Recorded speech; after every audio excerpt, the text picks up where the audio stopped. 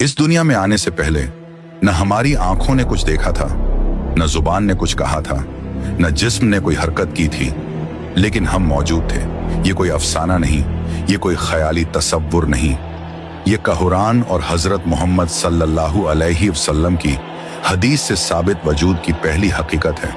एक आलम जहां वक़्त नहीं था, जहां जगह नहीं थी, जहां जिस्म नहीं था, सिर्फ रूह थी और उसका रब।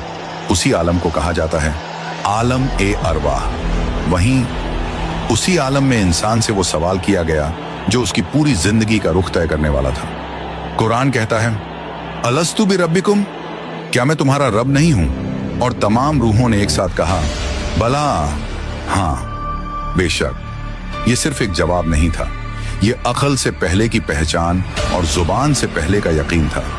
यही इंसान ने पहली बार अल्लाह को पहचाना और यहीं से जिम्मेदारी की शुरुआत हुई। इस हकीकत को हजरत मोहम्मद सल्लल्लाहु अलैहि वसल्लम ने हदीस में और वाज़ेह कर दिया। अल्लाह ने आदम अलैहिस्सलाम की पुश्त से तमाम इंसानों को निकाला, उनकी रूहों को जमा किया और उनसे अपनी रुबूबियत पर गवाही ली। यानी जिस्म से पहले चेतना, समाज से पहले पहचान और दुनिया से पहले ईमान। लेकिन यही एक बेहद अहम बात है जिसे समझे बगैर आलम अरवाह की तस्वीर अधूरी रहती है। उस दिन सब रूहों ने बला कहा, लेकिन सब रूहें एक जैसी नहीं थी।